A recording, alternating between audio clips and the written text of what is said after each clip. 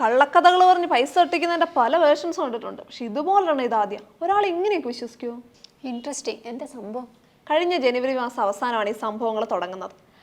67 വയസ്സുള്ള പരാതിക്കാരനായ കോഴിക്കോട് സ്വദേശിയെ രാജസ്ഥാൻ സ്വദേശി അമിത് ജെയിൻ ഫോണിൽ വിളിക്കുന്നു. ഹലോ ചേട്ടാ, കോവിഡ് കാരണം എൻ്റെ ജോലിയൊക്കെ പോയി. ഭാര്യ, അമ്മയും സഹോദരി അടങ്ങുന്ന ഒരു കുടുംബമാണ് ഞങ്ങളുടെ. ഇപ്പൊ കുടുംബം മൊത്തം കടക്കിണിയിലുള്ളത്. എന്തെങ്കിലും പണം തന്നെ ഞങ്ങളെ സഹായിക്കാൻ പറ്റുമോ?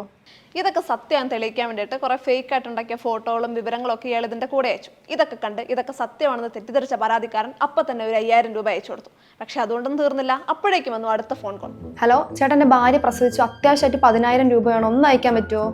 ഇത് കേട്ട പരാതിക്കാരൻ ഒരു 5000 രൂപ കൂടെ അയച്ചു കൊടുത്തു. പക്ഷെ പിന്നീട് ആശുപത്രി ചെലവുകളും കഷ്ടപ്പാടുകളൊക്കെ പറഞ്ഞ് പല തവണയായിട്ട് 1,22,000 രൂപയാണ് പരാതിക്കാരന്റെ കയ്യിൽ നിന്ന് അമിത് ജെയിൻ വാങ്ങിയത്. ഇത് കേട്ട പരാതിക്കാരൻ ആ തുക അടച്ചു. പിന്നെ ഗ്യാസ്, വൈദ്യുതി ചാർജ് ഇതൊക്കെ അടയ്ക്കാൻ സഹായം വേണമെന്ന് പറഞ്ഞപ്പോൾ ഒരു 38,000 രൂപ കൂടെ അയച്ചു കൊടുത്തു.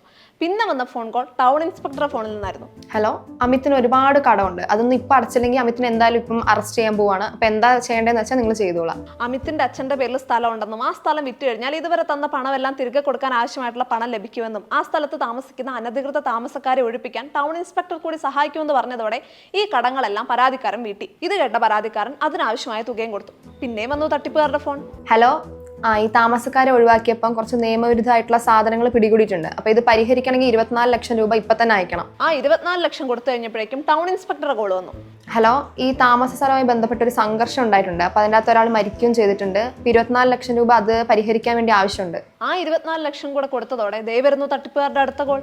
ഹലോ, അമിത്തിനെ ഞങ്ങൾ കിഡ്നാപ്പ് ചെയ്തിരിക്കുകയാണ്. 28 ലക്ഷം രൂപ എത്രയും വേഗം തന്നില്ലെങ്കിൽ അവന്റെ ജീവൻ ആപത്തിലാവും. അമിത് ജീവനോടുണ്ടെങ്കിലല്ലേ സ്ഥലം വിൽക്കാനും ഇതുവരെ കൊടുത്ത തുക തിരികെ വാങ്ങിക്കാനും ഒക്കെ പറ്റുള്ളൂ. അതുകൊണ്ട് ആ തുക കൂടി പരാതിക്കാരൻ കൊടുത്തു. പിന്നെ പരാതിക്കാരന്റെ ഫോണിൽ വന്നത് ASPയുടെ കോളായിരുന്നു. സ്ഥലത്തെ പ്രാർത്ഥനാ സ്ഥലം ഒഴിപ്പിക്കുന്നതിനിടെ അമിത്തിനെ ഞങ്ങൾ അറസ്റ്റ് ചെയ്തിട്ടുണ്ട്. ഈ വിഷയം രമ്യമായി പരിഹരിക്കണമെങ്കിൽ 1.11 കോടി ഞങ്ങൾക്ക് ഇപ്പൊ തന്നെ അയച്ചു തരണം. അതും കൊടുത്തു. പിന്നെ വന്നു ടൗൺ ഇൻസ്പെക്ടറുടെ കോൾ. ഹലോ, അമിത്തിന്റെ സഹോദരി തൂങ്ങി മരിച്ചു. ആത്മഹത്യാ ലെറ്റർ നിങ്ങളുടെ പേരുണ്ടല്ലോ. 304 IPC പ്രകാരം കേസ് രജിസ്റ്റർ ചെയ്തിട്ടുണ്ട്. കൂടുതൽ പണം തരുവാണെങ്കിൽ രക്ഷപ്പെടാം. ഇത് കേട്ട് പരിഭ്രാന്തനായ പരാതിക്കാരൻ സ്വർണം പണയം വെച്ചും ബാങ്കിൽ നിന്ന് വായ്പ എടുത്തൊക്കെ ആ തുക കൂടി കൊടുത്തു. അങ്ങനെ ആകെ മൊത്തം 4.08 കോടി രൂപയാണ് ഈ പരാതിക്കാരൻ തട്ടിപ്പുകാർക്ക് കൊടുത്തത്. ഇതിപ്പോ എങ്ങനെയാ പുറത്തു വന്നേ?